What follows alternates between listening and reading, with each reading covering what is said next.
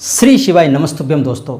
आज मैं आपको एक ऐसा उपाय बताने वाला हूँ जिस उपाय के थ्रू यानी अगर वो उपाय आप करते हैं तो अगर आपके ऊपर कितना भी कर्ज क्यों ना चढ़ गया हो, कितना ही आपको किसी का देना क्यों ना हो, या सरकार का देना हो, बैंक का देना हो, या किसी पर्सन का आपको पैसा देना हो, यानी कुल मिला के बहुत सारा कर्ज आपका चढ़ गया हो, बहुत सारी कोशिश करने के बाद भी वो कर्ज आपका नहीं उतर रहा हो, या फिर आपके पैसे किसी ने खा के भग गया हो, यानी कि किसी ने आपसे पैसे लिए उधार और उसने वापस आपको कर नहीं रहा हो, ये स्थिति हो, या फिर आपके पास धन की कमी हो गई हो, बहुत तंगी आपकी धन की चल रही हो, पैसे की तंगी चल रही हो, सारे रास्ते यानी जो पैसे आने के जो सारे रास्ते हैं वो बंद हो गए हों, यानी आपने पूरे मेहनत कर रहे हैं, सब कुछ कर रहे हैं, लेकिन किसी तरह से धन आपके पास नहीं आ रहा है, सारे रास्ते बंद हो गए, सारी कोशिश आपने करके देख ली, इसके बाद भी कहीं से धन का स्रोत आपको दिखाई नहीं दे रहा और आप पूरी तरह से टूट चुके हो, पूरी तरह से आप हार चुके हो।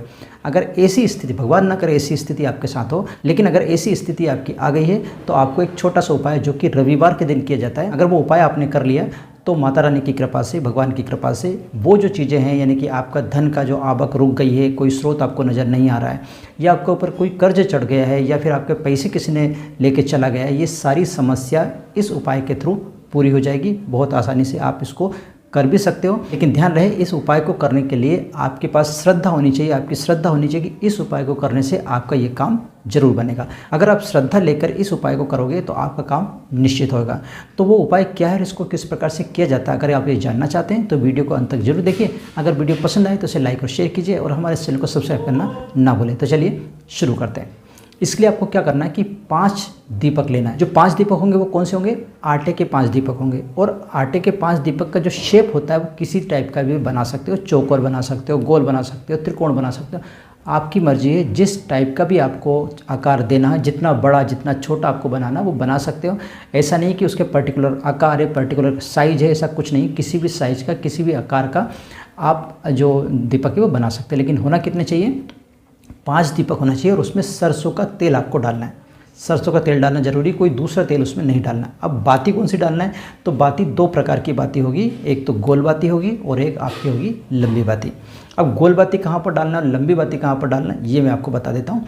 देखो, ये जो उपाय मैंने आपको जो अभी थोड़ी देर पहले बताया कि उपाय 2 टाइप से है, यानी एक तो आपके पैसे की तंगी के कारण आप ये उपाय कर रहे हैं उसके लिए है, और दूसरा अगर आपके ऊपर कर्ज बढ़ गया है या कोई पैसे लेके चला गया है उसके लिए।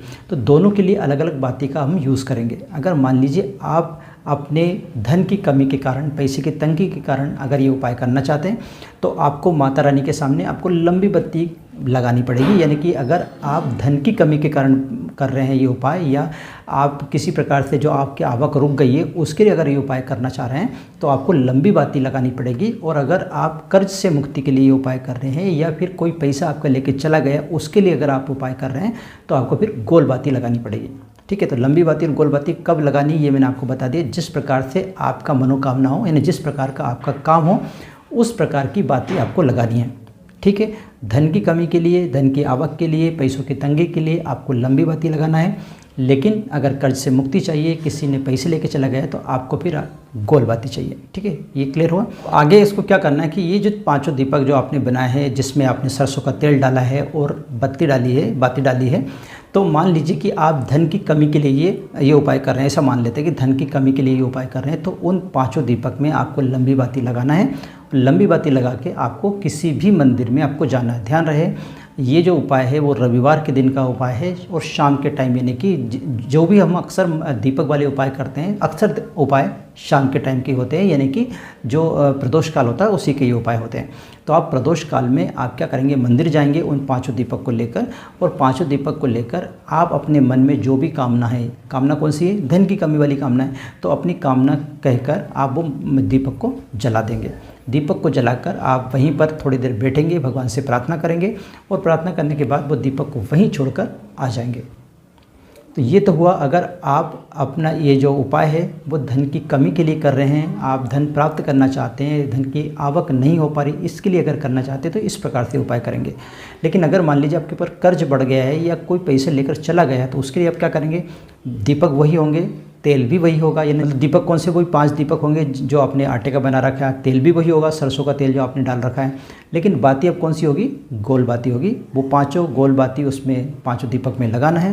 वो लगाकर आपको मंदिर जाना है। मैंने बोला कोई सा भी मंदिर जा सकते हो, रविवार का दिन होना ज़रूरी है, प्रदोष काल मतलब शाम का टाइम होना ज़रूरी है, क्योंकि हम दीपक का उपाय कर रहे हैं इसलिए शाम के टाइम का होना ज़रूरी है। तो शाम का टाइम होगा, प्रदोष काल कह सकते हैं उसको, और आप वहाँ जाकर उस दीपक को आप प्रज्वलित करेंगे। प्रज्वलित करते समय उस व्यक्ति का नाम लेंगे जिसने आपके पैसे खा गया है या पैसे ले गए हैं, पैसे चुरा लिए, जो भी आपका कंडीशन है, या कर्ज किसी व्यक्ति का कर्ज आपके ऊपर चढ़ गया है, तो उस व्यक्ति का नाम लेकर आप उस 5 दीपक को प्रज्वलित करेंगे। प्रज्वलित करने के बाद भगवान से प्रार्थना करेंगे। प्रार्थना कौन सी, कि जो आपका कर्ज है वो उससे जल्दी से जल्दी आपको मुक्ति मिल जाए, या फिर जो व्यक्ति आपका पैसे लेके चला गया है वो पैसा आप जल्दी से जल्दी वो वापस लौटा दे। इस प्रकार की आपको भगवान से प्रार्थना करनी है, और वहाँ पे वो जो दीपक है उसको वहीं छोड़ के, यानी कि जले हुए दीपक को वहीं छोड़ के आपको घर आ जाना है। तो ये था छोटा सा उपाय, बहुत खास उपाय है, लेकिन है छोटा सा, बहुत सरल सा उपाय है, लेकिन इसका असर बहुत होता है। आप करके जरूर देखिए, इस नवरात्रि ये उपाय जरूर कर लीजिए। वैसे तो ये उपाय किसी भी रविवार के दिन किया जा सकता है। ध्यान रखें, अगर किसी दिन रवि पुष्य नक्षत्र आ जाए, रवि पुष्य नक्षत्र आप कैलेंडर में देख सकते हैं, कैलेंडर में लिखा रहता है बाकायदा कि रवि पुष्य नक्षत्र कब होता है। तो अगर रवि पुष्य नक्षत्र है उस समय अगर ये उपाय को करोगे तो और ज़्यादा इसका फल मिलता है। वैसे रविवार किसी भी रविवार को किया जा सकता है, या फिर आप रवि पुष्य नक्षत्र में अगर करोगे तो ज़्यादा इसका फल मिलेगा। तो आशा करता हूँ कि आपको ये वीडियो अच्छा लगा होगा। अगर वीडियो अच्छा लगा तो प्लीज़ लाइक कीजिए, शेयर कीजिए, और हमारे चैनल को सब्सक्राइब करना ना भूलें। आज के लिए बस इतना ही, मिलते हैं नए विषय के साथ। तब तक आप ये खुश और मुझे दीजिए आज्ञा। जय हिंद।